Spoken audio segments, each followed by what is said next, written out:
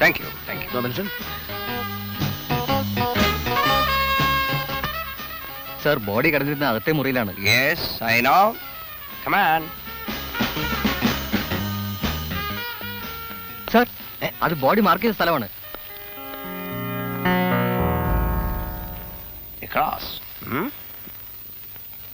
Rectal.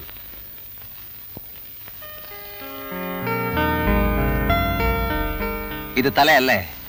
അല്ല sir, അത് കാലാണ്. ഇത് കൈ. ഇത് തല. മാർക്കിംഗ് ഒന്നും കറക്റ്റ് അല്ല. മാർക്കിംഗ് കറക്റ്റ് ആണ് സർ. ആര് പറഞ്ഞു? അത് നിങ്ങളാണോ തീരുമാനിക്കാൻ? സർ, അത്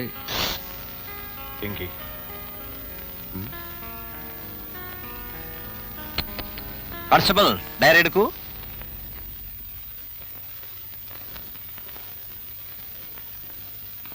ആ ടേപ്പും എടുക്കൂ കോൺസ്റ്റബിൾ. എന്നിട്ട് വാതിൽ നിന്ന് ഈ ബോഡി കിടന്ന ദൂരം അളക്കൂ.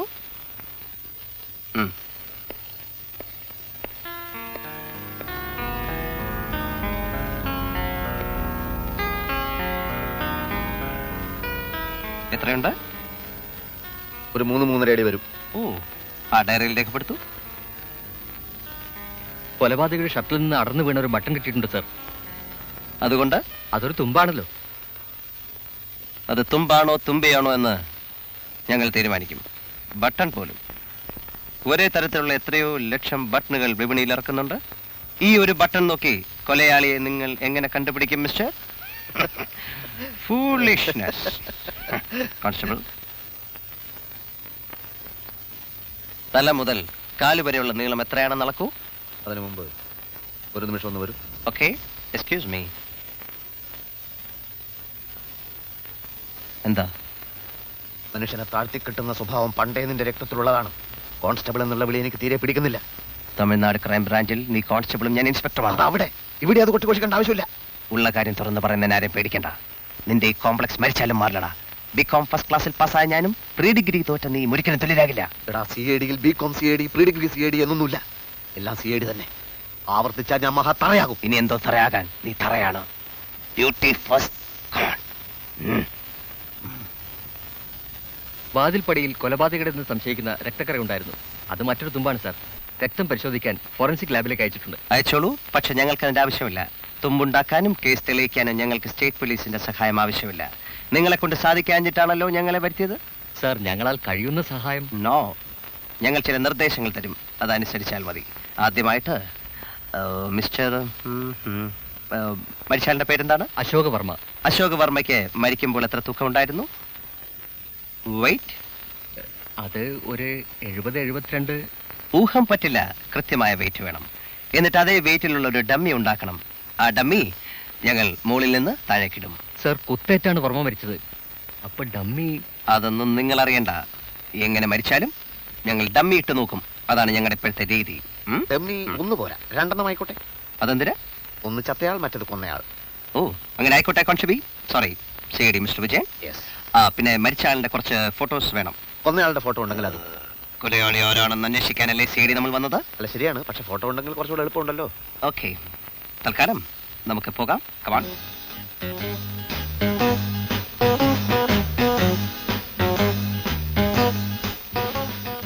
മദിരാശിയിലെ എത്രയോ പ്രമാദമായ കേസുകൾ തെളിയിച്ചിട്ടാണ് ഞങ്ങൾ വന്നിരിക്കുന്നത്. കൊലപാതകി എത്ര സമർത്ഥരായാലും ഞങ്ങൾ അവനെ അകത്താക്കും. കൊലപാതകി കൂട്ടത്തിലോ മറ്റോ ഉണ്ടെങ്കിൽ മര്യാദക്ക് സ്വയം കീഴടങ്ങുന്നതാണ് നല്ലത്. ഞങ്ങളുടെ കയ്യിൽ നിന്ന് രക്ഷപ്പെട്ട് കളയാമെന്ന് ആരും മോഹിക്കണ്ട.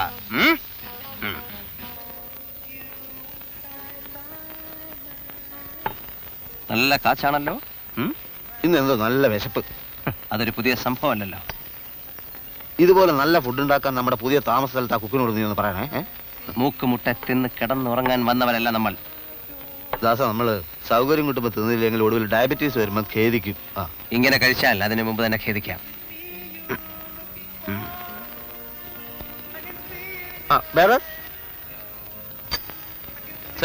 Fried rice എത്തിയില്ലല്ലോ. ഉടനെ എത്തിക്കാം സാർ. പെട്ടെന്ന് ആയിക്കോട്ടെ. ശരി. കാത്തു നിൽക്കുന്നതിൽ അർത്ഥമില്ല. ഇന്ന് രണ്ടിലൊന്ന് തീരുമാനിച്ചേ പറ്റൂ. എന്ന് വെച്ചാൽ ചിലപ്പോ ഞാൻ വെടിവെക്കും. പോയില്ലേ? കൊല്ലാതെ നിവൃത്തിയില്ലെന്ന് വന്നാൽ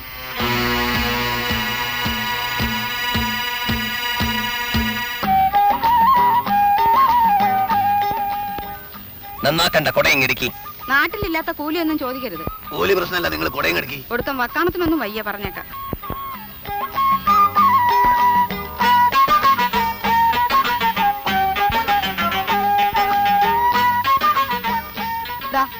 ഇത്തിരി പണിയേ ഉള്ളൂ.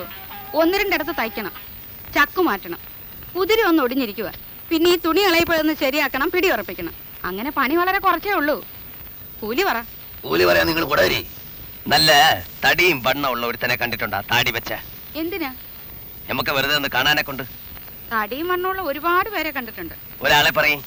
ആദ്യം കൂലി പറ. ആദ്യം നിങ്ങൾ ഇത് പറയും. ആദ്യം കൂലി പറയാൻ. നിങ്ങൾ എന്ത് തരും അത് പറയും. 50 പൈസയുടെ പണിയേ ഉള്ളൂ. 75 പൈസ തരാം. സമ്മതിച്ചിരിക്കണം കുടവരി. മൊയ്തീനെ, ഇതങ്ങ് നന്നാക്കി കൊടുക്കി.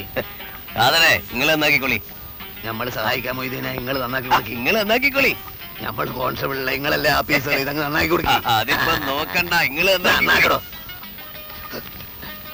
അല്ല ഇതിന്റെ പിടി പോയല്ല. പിടി ഉറപ്പിക്കണം.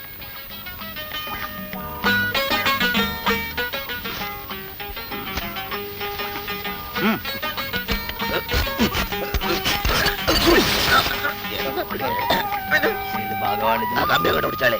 ഇങ്ങോട്ട് പിടിക്കി. തുണി കയറിക്കോട്ടെ, കുഴപ്പമില്ല.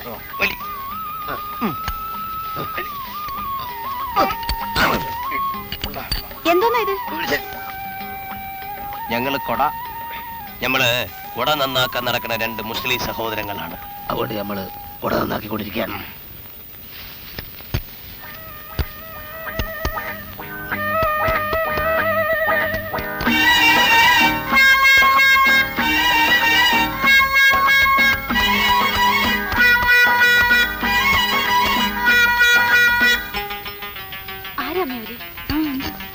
അതിലൊരുത്തന്റെ താടി ഇളകി. ആ, ഏതോ കള്ളന്മാരാണോ തോന്നുന്നത്. ഇങ്ങനെ പല വേഷത്തിലും പകൽ വന്ന് സ്ഥലമൊക്കെ കണ്ടുവയ്ക്കും, എന്നിട്ട് രാത്രി കക്കാൻ ഇറങ്ങും. അയ്യോ എന്റെ ഈശ്വര!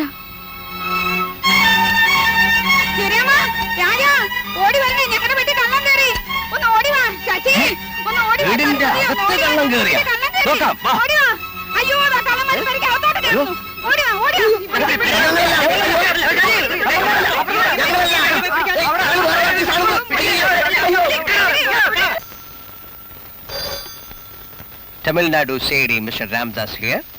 യെസ്. ഓ, ഇൻസ്പെക്ടറോ? ആ, തകൃതയായി മുന്നോട്ട് പോകുന്നു. ഞങ്ങൾ ഇന്ന് വിജയകരമായ ഒരു വേഷം മാറ്റം നടത്തി. ചിലരെയൊക്കെ സംശയമുണ്ട്. അതൊന്നും പറയാറായിട്ടില്ല. ഇതെന്തൊരു ശല്യമാണ്. സമയമാവുമ്പോൾ ഞങ്ങൾ അങ്ങോട്ട് വിളിക്കാം. Okay okay. ഒലക്കയിലെ ഒരു സിഐഡി പണി. ഒന്നുകിൽ ആ പിശാചിന്റെ പേരറിയണം, അല്ലെങ്കിൽ അവൻ ഏത് ഏറിയല്ല താമസിക്കുന്നതെന്ന് അറിയണം. ഇതൊന്നുമില്ലാതെ കഷണ്ടി ഉണ്ട് കുഷണ്ടി ഉണ്ട് എന്ന് പറഞ്ഞിട്ട് എവിടെ ചെന്ന് അന്വേഷിക്കാൻ? ഈ പണ്ടാരത്തിനാണെങ്കിൽ മുടിഞ്ഞ വേറ്റു. പക്ഷിശാസ്ത്രക്കാരുടെ വേഷത്തിൽ നടന്ന എന്നെ പിടിച്ചോ എന്ന് പറഞ്ഞുകൊണ്ട് കള്ളന്മാര് നേരിട്ട് ഹാജരാവുമെന്ന് നീ അല്ലടാ പറഞ്ഞത്? ഏതായാലും നിന്റെ കുടതന്നാക്കൽ പരിപാടി പോലെ നാറിയില്ല. അന്ന് തടികേടാവാഞ്ഞത് എന്റെ അപ്പനപ്പന്മാരുടെ അനുഗ്രഹം കൊണ്ടാ. CID പണിയാകുമ്പോ ചിലപ്പോ തടി കേടായെന്നിരിക്കും. ഇഷ്ടമില്ലെങ്കിൽ ഈ കുപ്പായം ഊരി വെച്ചിട്ട് ഡിപ്പാർട്ട്മെന്റിൽ നിന്ന് ഇറങ്ങിപ്പോയ്ക്കോ. ഇഷ്ടമില്ലെന്ന് ആര് പറഞ്ഞു? ഞാൻ തനിച്ചായിരുന്നെങ്കിൽ ഈ കേസൊക്കെ പുല്ല് പോലെ കണ്ടുപിടിച്ചേനെ. ഒരു കാര്യം ചെയ്യാം, ഇനി അങ്ങോട്ട് നീ നിന്റെ വഴിക്ക് അന്വേഷിച്ചോളൂ, ഞാൻ എന്റെ വഴിക്ക് അന്വേഷിച്ചോളാം. ആയിക്കോട്ടെ, എനിക്കൊരു പരാതിയുമില്ല. പക്ഷെ അതിനു മുമ്പ് എനിക്കൊരു കാര്യം ചോദിക്കാനുണ്ട്. നമ്മൾ ആ തടിയനെ ആദ്യമായിട്ട് കണ്ടത് എവിടെ വെച്ചാണ്? റെസ്റ്റോറന്റ് വെച്ച് ആണല്ലോ. നമ്മൾ ഇവിടെ ഇത്രയും അഭ്യാസം കാണിച്ചു. ആ റെസ്റ്റോറന്റിൽ ഒന്ന് പോയി നോക്കാനുള്ള ബുദ്ധി നിനക്കുണ്ടായോ ഇതുവരെ? യെസ്. ഇല്ല. എന്നാ ആ ബുദ്ധി എനിക്കിപ്പോ ഉണ്ടായി. നമ്മൾ എത്രയും പെട്ടെന്ന് ആ റെസ്റ്റോറന്റിലേക്ക് നീങ്ങുന്നു. ഒരു ടാക്സി വിളിക്ക്. നിന്റെ ബുദ്ധിയില്ലായ്മ നീ ഒരിക്കൽ കൂടെ തെളിയിച്ചിരിക്കുന്നു. എടാ, ഇന്ന് വരെ പക്ഷിശാസ്ത്രക്കാര് ടാക്സി സഞ്ചരിക്കുന്ന നീ കണ്ടിട്ടുണ്ടോ? ഇല്ല. യെസ്. വാ, നമുക്ക് ബസ്സിൽ പോകാം.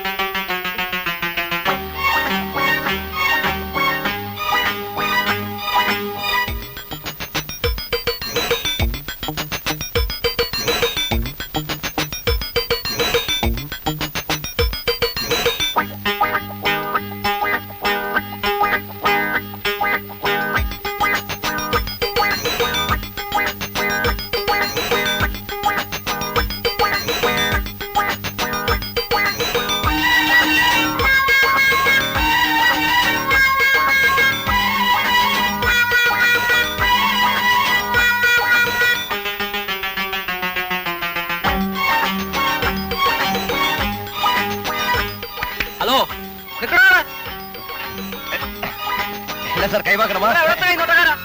நாங்களா? நாங்க തെങ്കാശി. ബസ് സ്റ്റോപ്പില് പോക്കറ്റ് അടിക്കാൻ നടക്കല്ലേ? പോക്കറ്റാ? നാങ്ങളാ? അതെ നിങ്ങൾ തന്നെയാ. ഇന്നാളെ രണ്ടുപേരും കൂടെ കൊടവന്നാക്കാരാണെന്ന് പറഞ്ഞ് എന്റെ വീട്ടിൽ വന്നില്ലേ? അപ്പൊ താടിയും തൊപ്പിയായിരുന്നു. ദേ ഇത് കള്ളമീശ കേട്ടോ. சார், அந்த மிஷன் பிடி. മീശ തൊടാതെ, മീശ തൊടാതെ. അങ്ങ പിടിക്കാതെ, അങ്ങ പിടിക്കാതെ.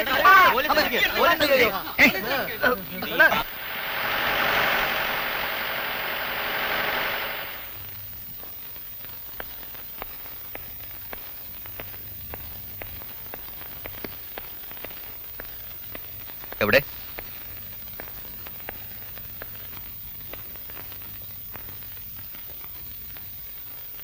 സാർ, എനിക്കൊന്നും മനസ്സിലാകുന്നില്ല. മനസ്സിലാവില്ല. സിഐഡികളുടെ കഷ്ടപ്പാടുകളെ കുറിച്ച് നിങ്ങൾക്കൊന്നും മനസ്സിലാവില്ല. ബസ് സ്റ്റോപ്പിൽ വെച്ച് നാട്ടുകാർ തന്നത് പോരാഞ്ഞ് ഇദ്ദേഹം ഞങ്ങൾക്ക് പെരുമാറി. നോക്കണം സാർ, നോക്കണം. സാർ ഇവർ തമിഴ്നാട്ടിൽ നിന്ന് കേസ് അന്വേഷിക്കാൻ വന്നവരാണ്. 1000 പ്രാവശ്യം ഞങ്ങൾ പറഞ്ഞില്ലേ? Tamil Nadu We are serious from Tamil Nadu എന്ന്. I'm sorry sir. സിഐഡികളുടെ സ്വാതന്ത്ര്യത്തിൽ കൈകടത്തി ഇവരെയൊക്കെ പിടിച്ച് അകത്തിട്ട് 4 പൊട്ടിക്കണം ആദ്യം. അത് പിന്നെ വീട്ടിൽ വന്നപ്പോ മുസ്ലിം വേഷം, ബസ് സ്റ്റാൻഡിൽ പക്ഷിശാസ്ത്രം. ആരായാലും സംശയിച്ചു പോയില്ലേ സാർ? ആ ഓക്കെ, നിങ്ങൾക്ക് പോവാം. പക്ഷെ ആളുകളെ ദേഹോപദ്രവം ചെയ്യാൻ നിങ്ങൾക്ക് അധികാരമില്ല. അതിനാണ് ഞങ്ങൾ ഇവിടെ ഇരിക്കുന്നത്. പോണം. സാർ, എന്തൊക്കെയാണ് ഈ കാട്ടിക്കൂട്ടുന്നത്? മുസ്ലിം വേഷം, പക്ഷിശാസ്ത്രം. എന്താ കുഴപ്പം? ഞങ്ങൾ കേസ് തെളിയിച്ചാൽ സ്റ്റേറ്റ് പോലീസിന് ഇഷ്ടമാവില്ലെന്ന് ഞങ്ങൾക്കറിയാം. തമിഴ്നാട്ടിൽ കേസില്ലാഞ്ഞിട്ടല്ല, കെഞ്ചിയിട്ടാ ഞങ്ങൾ ഇവിടെ വന്നത്. വിരോധമുണ്ട്, ഞങ്ങൾ ഉടനെ വിട്ടേക്കണം. എനിക്കൊരു വിരോധമില്ല. കൊലപാതകയുടെ രക്തം പരിശോധിച്ചിട്ട് എന്തായി? ഒരു വിവരം അറിഞ്ഞില്ലല്ലോ. അതൊന്നും വേണ്ടെന്നല്ലേ അന്ന് പറഞ്ഞത്? ഞങ്ങൾ അങ്ങനെ പറഞ്ഞാലും നിങ്ങൾ നിങ്ങളുടെ ഡ്യൂട്ടി ചെയ്യണം. ഞങ്ങൾക്ക് അതിന്റെ റിസൾട്ട് ഉടൻ വേണം. ഒരു ഡമ്മി ശരിയാക്കാൻ പോലും വയ്യാത്ത നിങ്ങളെയൊക്കെ. കമോൺ. സാർ, എന്റെ ജീപ്പിൽ പോവാം. എന്താ? ജീപ്പിൽ പോവാം. സ്റ്റേറ്റ് പോലീസിന്റെ സഹായം ഞങ്ങൾക്ക് ആവശ്യമില്ല. യെസ്. കുട നന്നാക്കാൻ പോയപ്പം തല്ലിന്റെ ഒരു ചുറ്റുപാട് ഒത്തു വന്നു എന്നേ ഉള്ളൂ. പക്ഷിശാസ്ത്രത്തിൽ അത് യാഥാർത്ഥ്യമായി പരിണമിച്ചു. ഇനി ഇതുപോലെ നല്ല ഐഡിയാസ് ഉണ്ടെങ്കിൽ പറഞ്ഞു തരണം. തല്ലിൻ്റെ ആ തത്തയും കൂടും പോയി. ഇല്ലെങ്കിൽ നിനക്കതൊരു തൊഴിലായനെ. നല്ല ചേർച്ചയായിരുന്ന വേഷം. എന്തുവാ നോക്കുന്ന?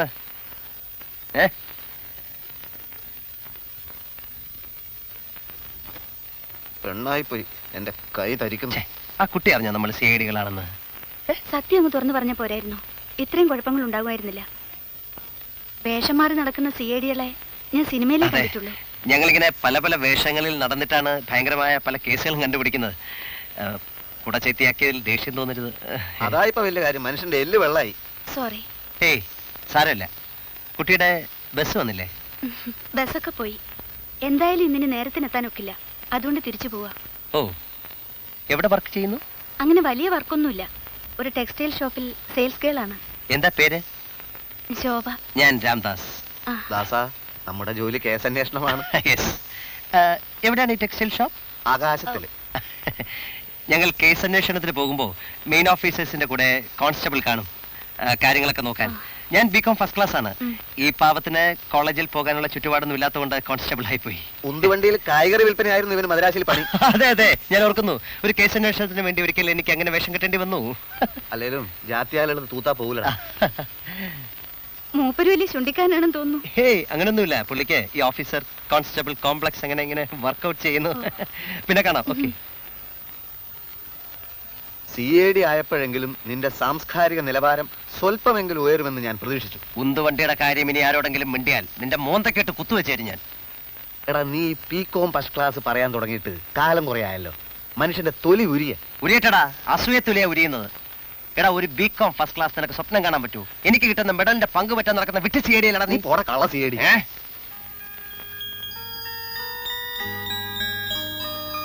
Good evening.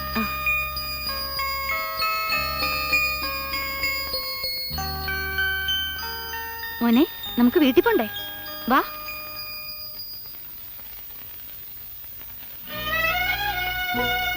ശോഭേ, ദാ നീ പറഞ്ഞ CID വരുന്നു. അല്ല, എന്താ പിന്നെ ഈ വഴിക്കൊക്കെ?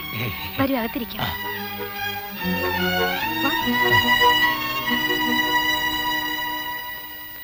കരയില്ലേ മോനെ? അന്ന് കുട നന്നാക്കാൻ വന്നപ്പം കുഞ്ഞിനെ കണ്ടില്ല. അപ്പ അവൻ ഡേക്കറിലായിരുന്നു. പോലീസുകാരെയും മന്ത്രിമാരെയും കളക്ടർമാരെയും ഒക്കെ ഒരുപാട് കണ്ടിട്ടുണ്ട്. പക്ഷെ ഒരു CID ജീവനോടെ കാണുന്ന ആദ്യമായിട്ടാ. CID ആളുകളൊന്നും ഒരുപാട് തല്ലിയോ? മറ്റേ CID എവിടെ? എനിക്ക് ശരിക്കും വിഷമമുണ്ട് കേട്ടോ. സാരമില്ല, അന്ന് ഞങ്ങള് കൊട ചീത്തയാക്കിയില്ലേ, അതിന്റെ പകരമായി ഈ കൊട ഇവിടെ ഇരിക്കട്ടെ. അതൊന്നും വേണ്ട. സാരമില്ല, അതൊരു പഴഞ്ചൻ കൊടയായിരുന്നില്ലേ? ഞാൻ ഒരു കപ്പ് കാപ്പി കുടിച്ചിട്ട് പോവാം. വേണ്ട. അതെന്താ, ഞങ്ങൾ പാവങ്ങളുടെ വീട്ടിൽ നിന്നൊന്നും കഴിക്കില്ലെന്നുണ്ടോ? അങ്ങനെയൊന്നുമില്ല. എന്നാ ഒരു മിനിറ്റ്, ഇപ്പൊ വരാം. മോനോ?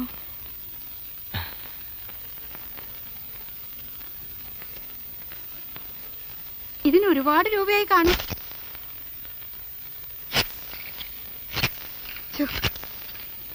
മറ്റേ കൂടെ 3 കൊല്ലം മുമ്പ് രാജേന്ദ്രൻ കൊണ്ടുവന്നതാ. ആരാ രാജേന്ദ്രൻ? ആ, അത് പോട്ടെ. CIDക്ക് എന്ത് ശമ്പളം കിട്ടും? എന്റെ പേര് ദാസൻ, രാമദാസൻ. അങ്ങനെ വിളിച്ചാ മതി. CIDക്കാ ഒരു ഗമ. രാമദാസൻ CIDയുടെ നാടെവിടെയാ? കുറച്ച് വടക്ക. കല്യാണമൊക്കെ കഴിച്ചതാണോ? അല്ല. ആ, എന്നാ ഒരു കാര്യം ഞാൻ പറയാം. ജാതകപ്പുറത്തോ ഇല്ലാത്ത കല്യാണത്തിന് നിൽക്കണ്ട. എന്താ നക്ഷത്രം? നക്ഷത്രം ആയില്യം.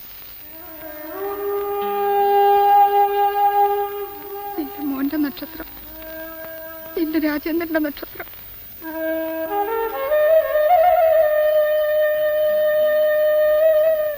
ആയില്യത്തിന്റെ കുഴപ്പമായിരുന്നില്ല. അത്തം കർക്കിടകൂറില്ല രാജേന്ദ്രന്റെ കുഞ്ഞ് പറഞ്ഞത്. ദോഷമാണെന്ന് അറിയായിരുന്നു. കുഞ്ഞ് ജനിച്ച 6 മാസത്തിനകം രാജേന്ദ്രൻ ഞങ്ങളെ വിട്ടുപോയി. അല്ല, അതിപ്പോ എല്ലാം കഴിഞ്ഞില്ലേ? ശോഭ മകന്റെ ഭാര്യയാണല്ലേ? എന്താ അമ്മേ?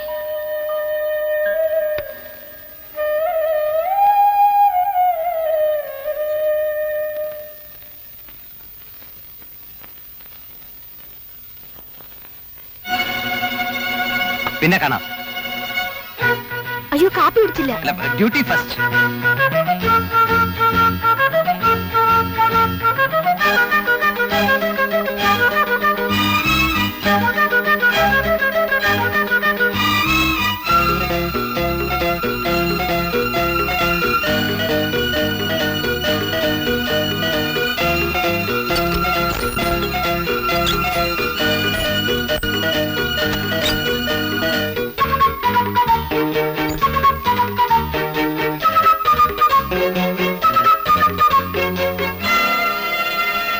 ഇന്നലെ രാത്രിയിലും ഞാൻ ശ്രമിച്ചു. വളരെ വളരെ ശ്രദ്ധിച്ചു നീങ്ങിയാലേ കാര്യം നടക്കും. എന്തായാലും ഇറങ്ങി തിരിച്ചു. അതെ അതെ, വിട്ടുകൊടുക്കുന്ന പ്രശ്നമേ ഇല്ല. ആരാ അത്? ഒരു വഴി നോക്കണ. ഇത് വഴിയല്ലല്ലോ, അതുകൊണ്ടാ തിരിച്ചു പോകുന്നത്. അപ്പൊ ഇന്നലെ രാത്രിയിലും നമ്മളെ തട്ടാൻ അവൻ ശ്രമിച്ചിരുന്നു. അതെ, വളരെ ശ്രദ്ധയോടെ നീങ്ങിയാലേ കാര്യം നടക്കൂ എന്നവൻ പറഞ്ഞു. നമ്മളെ അവന് സ്വല്പം പേടിയുണ്ടെന്നർത്ഥം. വിട്ടുകൊടുക്കുന്ന പ്രശ്നമേ ഇല്ലത്രേ. ജയ, നമ്മളും ശരിക്കൊന്ന് തയ്യാറെടുക്കേണ്ടിയിരിക്കുന്നു. അത് അത്യാവശ്യമാണ്. ഏതായാലും ആളിനെ പിടികിട്ടിയല്ലോ. ഇനി കാര്യങ്ങൾ എളുപ്പമാണ്. ചരട് വലിക്കുള്ള സമയമായിരിക്കുന്നു. ഇല്ല, രാത്രിയിൽ ഒരുപോലെ കണ്ണടച്ചില്ല സർ. ഈ പക്ഷിക്ക് ഘ്രാണശക്തി വളരെ വളരെ കൂടുതലാണെന്ന് തോന്നുന്നു. ഞാൻ ശബ്ദമുണ്ടാക്കാതെ വളരെയേറെ ശ്രദ്ധിച്ചാണ് നീങ്ങിയത്. എന്നിട്ടും പൊടുന്നനവേ പക്ഷി പാട്ട് നിർത്തിക്കളഞ്ഞു. ഇത് ബുൾഫിഞ്ചാണെന്ന് ഉറപ്പാണോ? ബുൾഫിഞ്ചിന്റെ ഗണത്തിൽപ്പെടും. 198 പക്ഷികളെ കേരളത്തിലുള്ളൂ എന്നാണല്ലോ നിഗമനം. അത് തെറ്റാണെന്ന് ഞാൻ തെളിയിക്കും. പല പക്ഷി ഗവേഷകർക്കും അതൊരു കനത്തടിയായിരിക്കും. തീർച്ചയായും. പക്ഷി ഗവേഷണത്തിനായി ഞാൻ എൻ്റെ വീടും കുടുംബവും ഒക്കെ ഉപേക്ഷിച്ച് രാത്രിയും പകലും അലയുകയാണ്. എങ്ങനെയെങ്കിലും ഈ കൊല്ലത്ത് സലീം അലി അവാർഡ് വാങ്ങിയാലേ എൻ്റെ മനസ്സിനൊരു സുഖമുണ്ടാവും.